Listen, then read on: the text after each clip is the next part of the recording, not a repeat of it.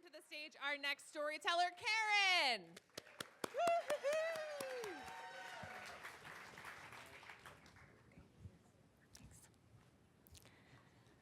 I have a guardian angel that lives in my conscience, and she's done a really good job keeping me on the straight and narrow up until that one incident in the parking lot of the Acme supermarket.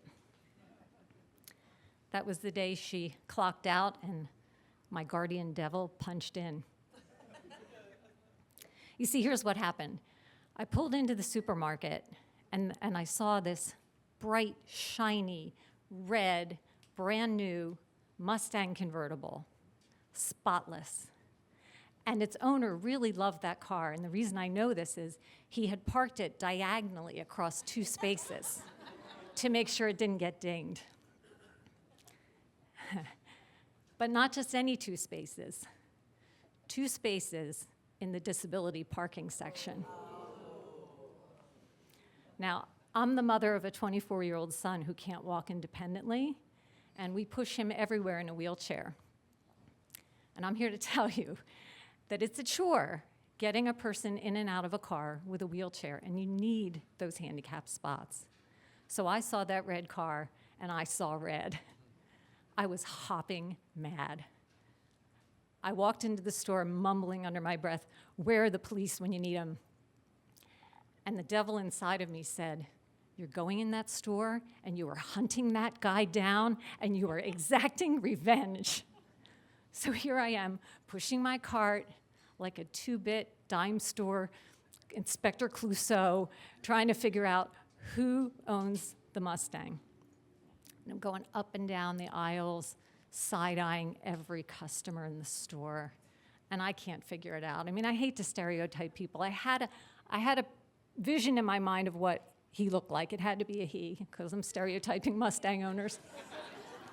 And he had to be middle-aged, and he had to be going through a midlife crisis. And anyway, the devil and I couldn't find him, and we're thinking, we've got to make it look like an accident.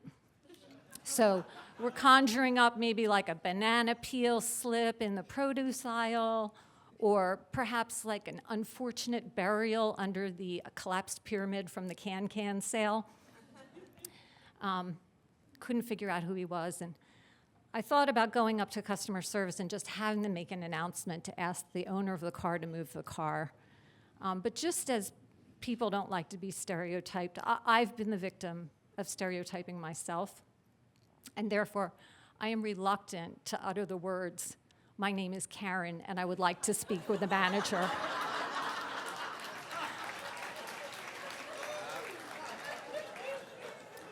So I just bought my groceries, and I started walking out of the store feeling very deflated and not having accomplished my mission. And the devil gave it one more try, and he said, "Wouldn't it be unfortunate if a gust of wind were to blow your shopping cart into that convertible?"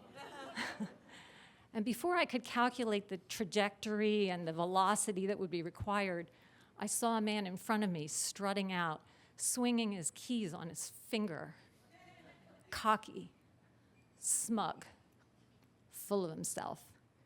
And that guy got into that Mustang, turned the key over, played the music really loud through the convertible, revved the engine 3 more times so that everyone within 3 zip codes would know he owned a Mustang. And then he peeled out of that spot, burning rubber like it was the Indianapolis 500 and not the Acme parking lot.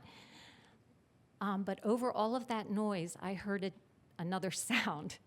And this sound was both heavenly and hellish. It was a thunk, followed by a screech that was nails on a chalkboard times 100. And what had happened was he had failed to calculate how close his car was to the concrete post that held the signpost of the handicap sign.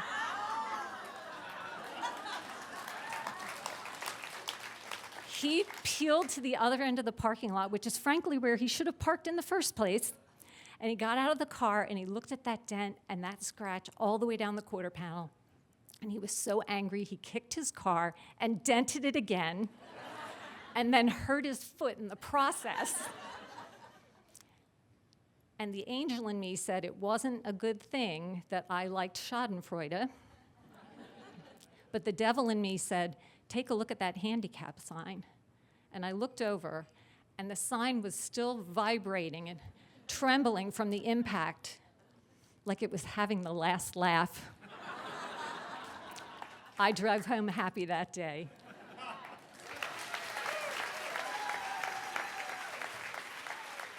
Give it up for Karen.